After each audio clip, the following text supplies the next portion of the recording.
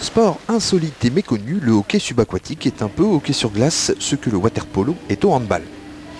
Équipés de palmes, masques, tuba, casques, gants et crosses, 2 équipes de 6 joueurs se disputent un palais, le tout à 2 mètres de profondeur, en mi-temps de 15 minutes. Un bon joueur de hockey devra être très dynamique, avoir de l'apnée, mais surtout de la récupération. En fait, notre jeu consiste à récupérer très vite et toujours en déplacement. Donc beaucoup de dynamisme, beaucoup de palmage.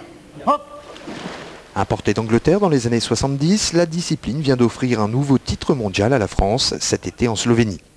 Cerise sur le gâteau pour le club lillois, Christophe Auchin, le joueur phare du Luc, était du voyage. Nous, on n'a pas, par exemple, le président et le ministre de la Jeunesse et des Sports qui nous attendaient à l'aéroport de retour en France. Mais il y avait toute la famille, tous les copains qui étaient là à la maison en train de faire une surprise et tous les gens de mon club, donc du Luc, qui étaient présents pour fêter ça.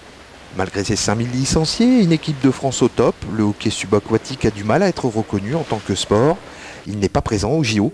Dans le département du Nord, on le considère avant tout comme un loisir, une tendance que Christophe souhaite inverser. J'essaie de profiter au maximum de ce titre, de surfer sur la vague de ce titre pour le faire connaître au plus grand nombre de gens possible. Alors, à quand l'équipe de France championne olympique de hockey subaquatique?